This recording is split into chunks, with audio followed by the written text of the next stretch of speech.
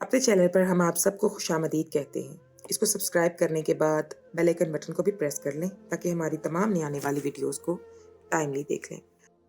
एक मर्द जवानी में अपने अमाल से अपनी बेटी का नसीब लिखता है। अगर वो खुद को हराम से बचाता है तो उसकी औलाद भी हराम से बची रहती है।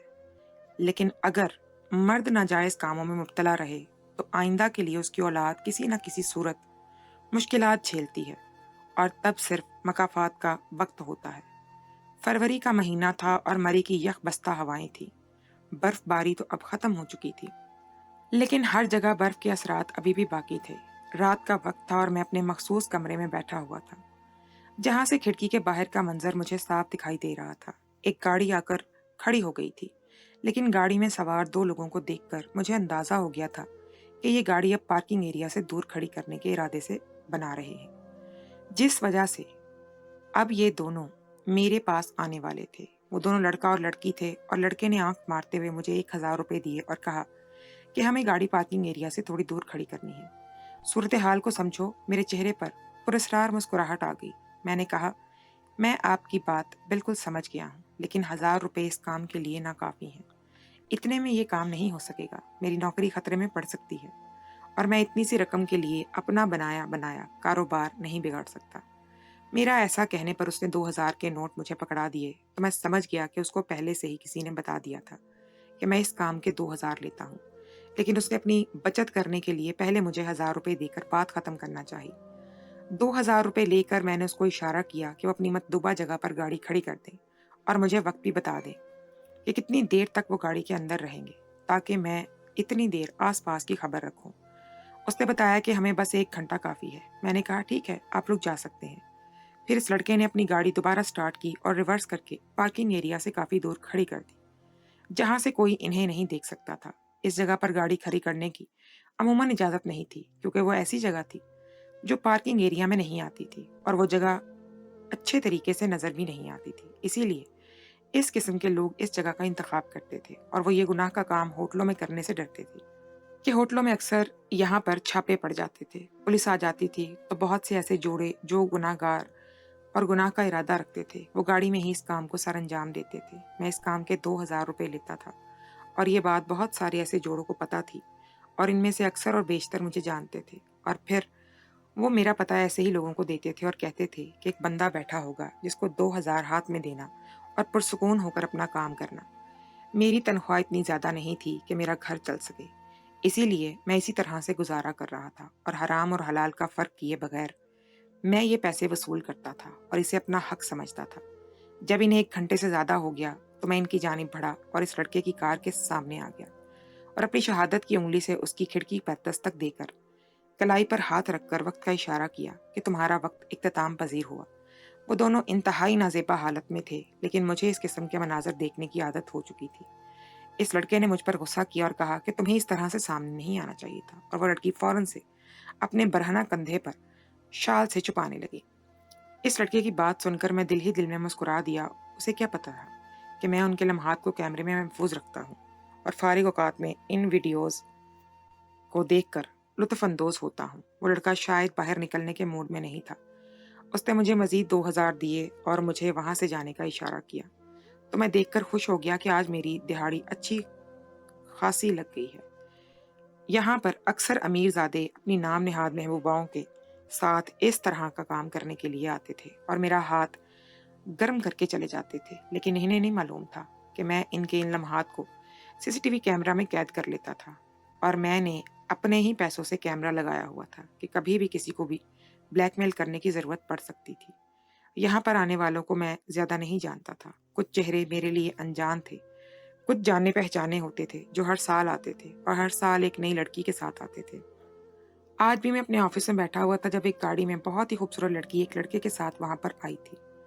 मैंने जब उसके चेहरे को देखा तो देखकर साकत बल्कि हैरत ज़दा रह गया था। वो लड़की बहुत ही ज्यादा खूबसूरत थी, जबकि वो लड़का सांवला सलोना सा इंतहाई मामूली नकोश का हामिल था। मैंने उसको रश्क के आलम में देखा कि किस कदर खूबसूरत लड़की इस आम से नकोश के मालिक लड़के के साथ सिर्फ इसलिए मौजूद है क्योंकि वो एक अमीर बाप की औलाद है।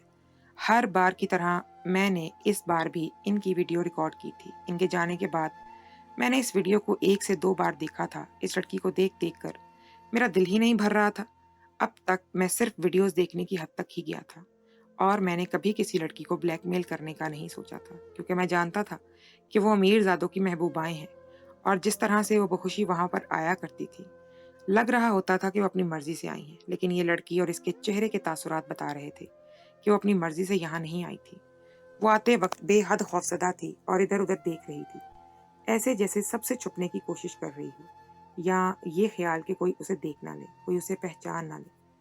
मैं समझ गया था कि ये लड़की अपनी मर्जी से नहीं, किसी मजबूरी के तहत यहाँ मौजूद थी, बल्कि ब्लैकमेल होकर वहां आने पर मजबूर हुई थी।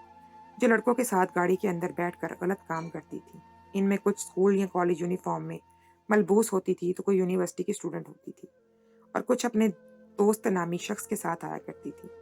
मैं सभी की वीडियोस अपने पास महफूज रख लेता था। इन वीडियोस को अपने पास महफूज रखने का मकसद ये नहीं था कि मैं इन लड़कियों को ब्लैकमेल करना चाहता था, इनसे पैसे लेना चाहता था या इनके साथ वक्त गुजारना चाहता था, बल्कि मैं ये सिर्फ अपनी दिल पशौरी के लिए देखता था। मुझे ये सब देखने की जैसे आदत सी पड़ गई थी और ये सब देखते हुए जैसे मुझ पर नशा सा तारी हो जाता था। हर रोज़ ये सब नए अंदाज में, नए चेहरों के साथ मुझे देखने को मिलता था, मगर कभी किसी लड़के के चेहरे ने मुझे इतना मतवज्जो नहीं किया था जिससे मैं इस लड़की को देखा तो मेरे दिल की हालत अजीब हो गई थी। मेरे दिल में यह ख्याल पैदा हो गया था कि एक बार भी मैं इस लड़की के साथ कुछ वक्त गुजारूं, मगर मसला ये था कि मैं नहीं जानता था कि ये लड़की कौन थी, कहाँ पे रहती थी और इसके बारे में मालूमात लेना मुश्किल काम तो था, मगर नामुमकिन नहीं था। मैंने अपने एक दोस्त को इस काम के लिए हायर कर लिया था। दोबारा जब वो कभी लड़की मुझे नजर आती तो मैं अपने दोस्त को उसके पीछे लगा देता। वो मुझे इस लड़की के बारे में मुकम्मल मालूमात दे देता। अब इंतजार था तो सिर्फ इस लड़की का, वो दोबारा मेरे सामने आए और मैं इसे अपने जाल में फंसाने की कोशिश करूं। मैं आधी रात तक इसी के बारे में सोचता रहता था। जब आंखें बंद करता तो उसका नाजुक सरापा आंखों के सामने आता और मैं हर बार ख्यालों में ही बहकने लगता। मैं बेचैनी से करवटें बदलता रहता और फिर कुछ दिनों के बाद दोबारा से वही लड़की इसी लड़के के साथ वहां पर आई थी। उसको देखकर मेरे होंठों पर मुस्कान फैल गई थी। तभी मैंने अपने एक दोस्त को कॉल करके इस लड़की की लोकेशन बता दी थी। अब मैं बिल्कुल मुतमईन हो गया था। मुझे अंदाजा हो गया था कि शाम तक मुझे इसकी तमाम तर मालूमात मिल जाएंगी और ऐसा ही हुआ। शाम को मेरे दोस्त ने इसका नंबर, एड्रेस, हर चीज़ मुझे सेंड कर दी थी। मैंने फिर धड़कते दिल के साथ इसका नंबर मिलाया। दूसरी से तीसरी बेल पर उसने कॉल रिसीव कर ली। उसकी आवाज़ भी इसकी तरह ही बहुत खूबसूरत थी। मैंने उससे बात करने की कोशिश की तो उसने रॉन्ग नंबर कहकर फ़ोन बंद कर दिया था। मैं उसको मैसेजेस करता रहा, कॉल्स करता रहा, मगर वो मेरी किसी बात का रिप्लाई नहीं कर रही थी। वो बहुत मगरूर थी और उस पर यह गरूर जचता भी था। जितना मैं उसके साथ बात करने के लिए तड़प रहा था, उतना ही वो मुझे नज़रअंदाज कर रही थी। अब मैं सोचने लगा कि उसके साथ कैसे बात करूं, उसे कैसे अपने साथ मिलने के लिए तैयार करूं। तभी मेरे जहन में एक आइडिया आया। उस पर अमल दरामद करना मुश्किल नहीं था।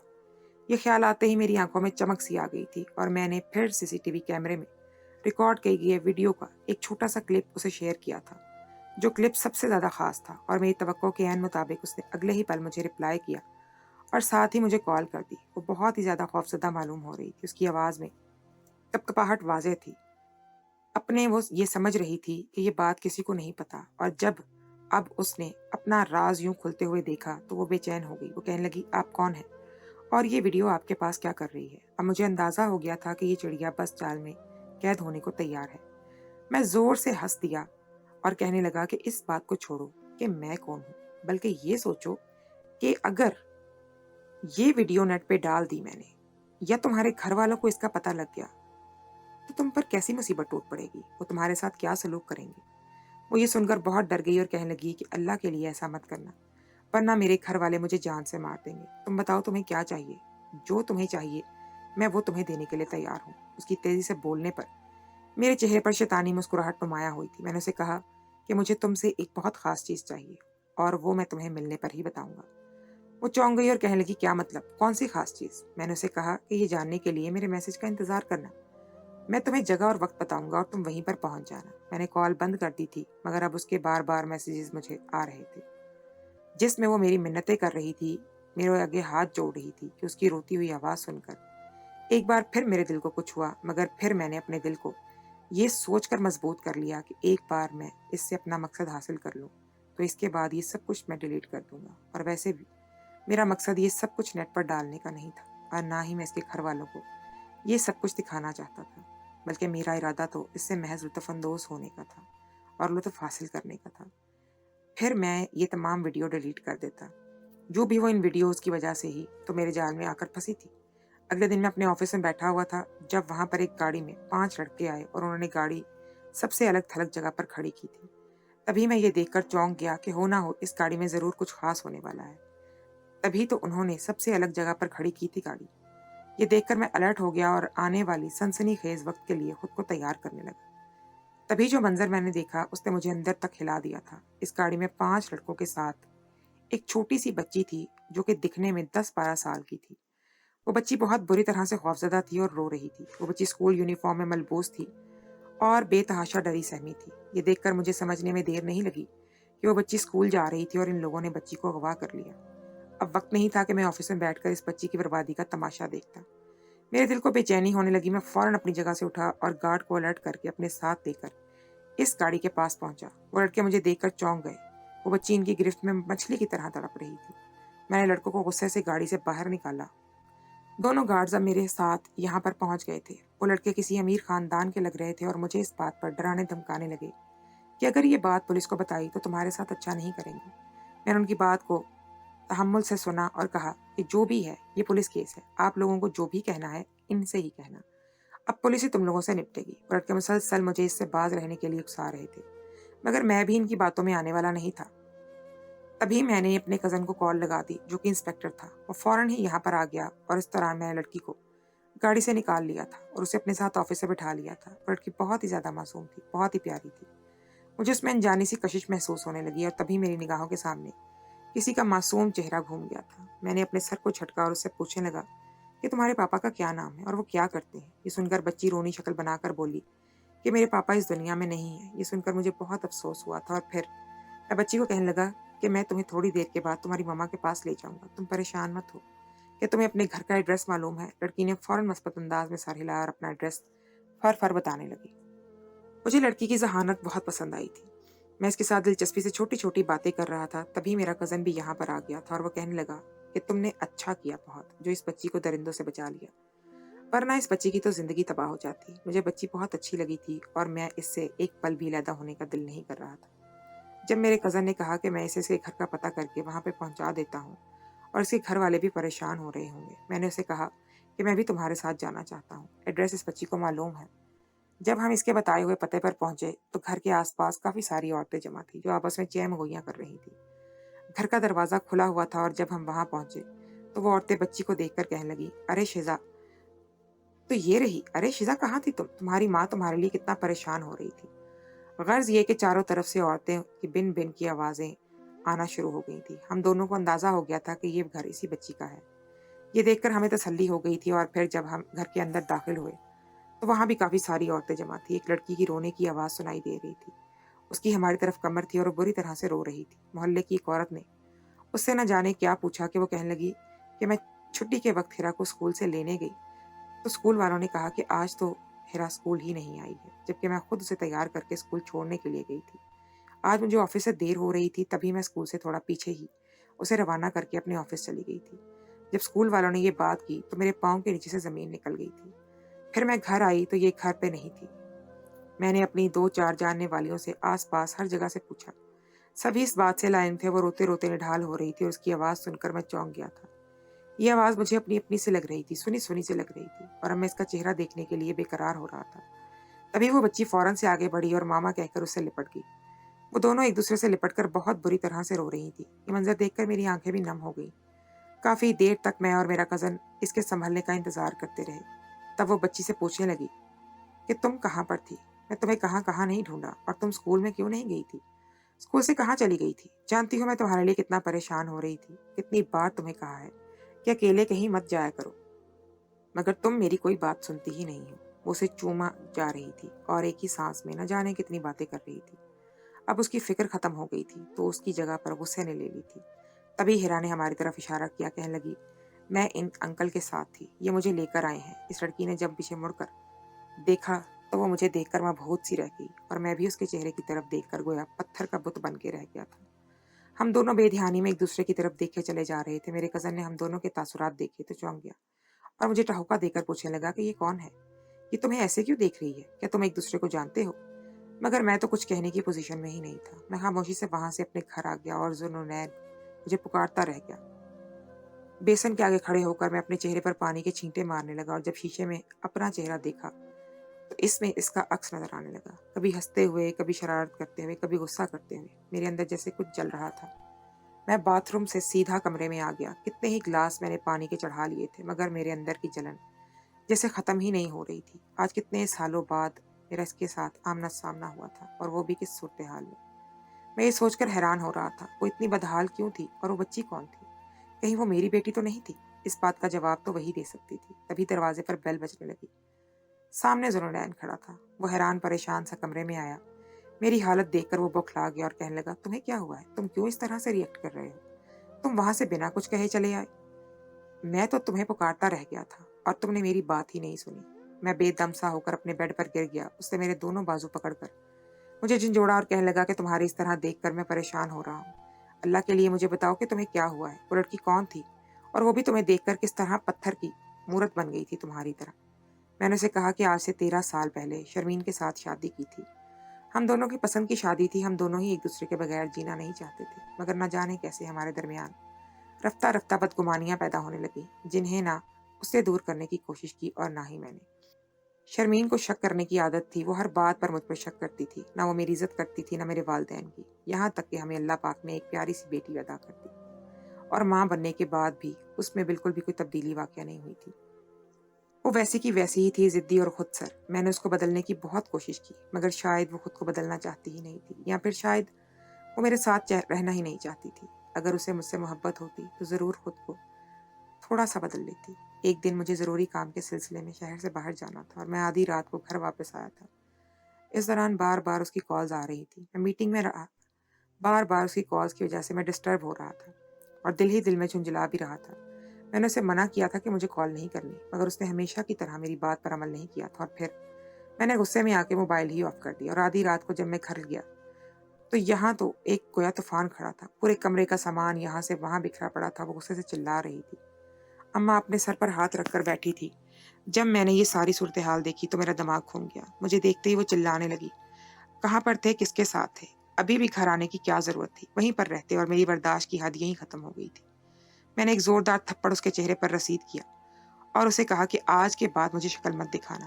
اس وقت وہ بیٹی کو اٹھا کر کمرے سے باہر نکل گئی تھی، اور اگلے دن تک میرا غصہ بھی ٹھنڈا ہو گیا تھا۔ میں صبح صبح آفس چلا گیا اور میں نے سوچ لیا کہ واپس جا کر اسے منا لوں گا، مگر جب میں گھر واپس آیا تو وہ کہیں پہ بھی نہیں تھی۔ اماں کہنے لگی کہ وہ اپنی بیٹی کو ساتھ دے کر یہاں سے چلی گئی ہے۔ میں نے اسے بہت روکنے کی کوشش کی، مگر اس نے میری ایک بھی نہیں مانی۔ کوئی بھی نہیں جانتا تھا وہ کہاں ہے۔ اس کا کوئی رشتہ دار بھی نہیں تھا، کوئی دوست بھی نہیں۔ وہ تو سارے زمانے سے جیسے خفا تھی، اور اب میں اس کو کہاں ڈھونڈتا؟ مجھے کچھ پتہ نہیں چل رہا تھا کہ وہ کہاں گئی ہے۔ پھر کتنے سال گزر گئے، اب تو اماں ابا بھی نہیں رہے جو مجھے بار بار اس کا نام یاد کرواتے، مجھے اس کو ڈھونڈنے پر زور دیتے۔ رفتہ رفتہ میں نے اس کی تلاش میں نکلنا چھوڑ دیا، اور اب اتنے سالوں کے بعد وہ میرے سامنے آئی تھی۔ میرا کزن جو کہ بہت پہلے ہی بیرون ملک چلا گیا تھا اور اسی سال واپسی ہوئی تھی، میرے حالات زندگی سانس رو کے پوری توجہ سے سن رہا تھا۔ وہ کہنے لگا کہ تو اس کا مطلب یہ ہے کہ وہ بچی تمہاری بیٹی ہے؟ یہ بات یاد آتے ہی میں بھی ٹھٹک کر رہ گیا تھا۔ میں نے سوچا کہ میں نے کبھی کسی غیر عورت کو آج تک چھوا تک نہیں تھا، اور اب اس نیلی آنکھوں والی لڑکی کو دیکھ کر میں اپنے آپ پر کنٹرول کھو رہا تھا۔ زندگی میں پہلی بار میں نے گناہ کرنے کی خواہش کی تھی، اور گناہ کرنے کے لیے باقاعدہ پلاننگ کر رہا تھا۔ تو اس کا مطلب یہ تھا کہ جو کچھ بھی میں کسی کی بیٹی کے ساتھ کرنے جا رہا تھا، وہی سب کچھ میری بیٹی کے ساتھ بھی ہو سکتا تھا۔ یہ خیال آتے ہی میرے جسم کے رونگٹے کھڑے ہو گئے تھے اور میرا چہرہ زرد پڑ گیا تھا۔ میری حالت دیکھ کے ذوالنورین گھبرا گیا۔ تمہاری بیٹی کو تمہاری ضرورت ہے۔ تمہیں اب بھابھی سے معافی مانگ لینی چاہیے اور ان کے ساتھ اپنے تعلقات کو بہتر کرنا چاہیے۔ تم نے دیکھا نہیں وہ کس قدر قسم پرسی کی حالت میں زندگی گزار رہی ہیں، اور بچی کو پالنے کے لیے بھی وہ ایک آفس میں نوکری کر رہی ہیں۔ اور یہ کتنی عجیب بات ہے کہ باپ کے پاس تو بہت پیسہ ہے، مگر بچی غریبوں کی طرح پل رہی ہے۔ میں نے بھی یہی سوچا تھا کہ پھر میں خود کو اس کے سامنے جانے کے لیے تیار کرنے لگا تھا۔ میں خود میں اتنی ہمت نہیں پا رہا تھا۔ جب میں وہاں پر گیا تو وہ بھی شاید میری منتظر ہی تھی۔ بنا کچھ کہے ہم دونوں ایک دوسرے کی طرف دیکھتے رہے۔ کافی دیر کے بعد میرے ہونٹوں نے جنبش کی اور میں نے اسے کہا کہ گھر چلو، میں تمہیں لینے آیا ہوں۔ وہ بنا کچھ کہے میرے ساتھ چل پڑی تھی۔ شاید گزرے وقت کے ماہ و سال نے اس کی ضد بھی ختم کر دی تھی اور ضدی طبیعت پر اثر ڈالا تھا۔ پھر وہ میرے ساتھ میرے گھر آ گئی۔ جب ہیرا کو پتا چلا کہ میں اس کا پاپا ہوں تو وہ بہت ہی زیادہ خوش ہوئی اور کہنے لگی کہ آپ اللہ کے پاس سے کب آئے؟ میں ہر روز دعا کرتی تھی کہ میرے پاپا اللہ کے پاس سے واپس آ جائیں، میرے ساتھ بہت ساری باتیں کریں۔ اس کی بات سن کر میں نے اسے خود سے لگا لیا اور ایک شکوہ کناہ نظروں سے اپنی بیوی کی طرف دیکھا۔ تو وہ گھر کا راستہ جانتی تھی، وہ تو آ سکتی تھی، مجھ سے معافی مانگ سکتی تھی، مگر اس نے ایسا نہیں کیا اور میری بیٹی کو ترسا ترسا کر زندگی گزارنے پر مجبور کر دیا۔ مگر اب وہ پہلے جیسی نہیں رہی تھی، وہ بدل گئی تھی۔ میں نے بھی اب وہ تمام ویڈیوز ڈیلیٹ کر دی اور میں اب کسی کی بھی ویڈیو ریکارڈ نہیں کرتا تھا، کیونکہ میں جان گیا تھا کہ اللہ پاک نے مجھے بھی ایک بیٹی عطا کی ہے، اور آج جو کچھ میں کسی کی بیٹی کے ساتھ کروں گا کل کو وہی میری بیٹی کے ساتھ بھی پیش آ سکتا ہے۔ میں نے اس لڑکی کی بھی ویڈیو ڈیلیٹ کر دی اور اسے کال کر کے معذرت کی کہ میں نے جو کچھ بھی کیا مجھے معاف کر دو۔ یہ سن کر اس لڑکی کو جیسے یقین ہی نہیں آ رہا تھا، وہ بے تحاشا خوش ہو گئی تھی۔ اسے میں نے فون بند کرنے سے پہلے ایک نصیحت کی کہ کبھی بھی ایسا کوئی کام مت کرنا جو تمہارے باپ کا سر جھکا دے۔ اسے میری بات سمجھ آئی یا نہیں، مگر مجھے سمجھ آ گئی تھی۔ ان لڑکوں کو بھی میں نے کڑی سے کڑی سزا دلوانے کا فیصلہ کر لیا تھا۔ شرمین نے بتایا تھا کہ وہ اس کو آفس میں آتے جاتے چھیڑتے تھے اور تنگ کرتے تھے، اور ایک بار شرمین نے تنگ آ کر ایک لڑکے کو تھپڑ مار دیا تھا۔ اس لڑکے نے جب اتنے لوگوں کے سامنے تھپڑ کھایا تو اس کو اپنی انسلٹ محسوس ہوئی، اور شرمین سے بدلہ لینے کے لیے اس نے ہیرا کو اغوا کر لیا تھا۔ وہ تو شکر تھا کہ میں نے دیکھ لیا، ورنہ نہ جانے کیا ہو جاتا، اور پھر میں ساری زندگی خود کو معاف نہ کر پاتا، ہمیشہ ایک پچھتاوے کا شکار رہتا۔ اللہ کا لاکھ شکر تھا کہ میں ایک سنگین گناہ سے بچ گیا تھا۔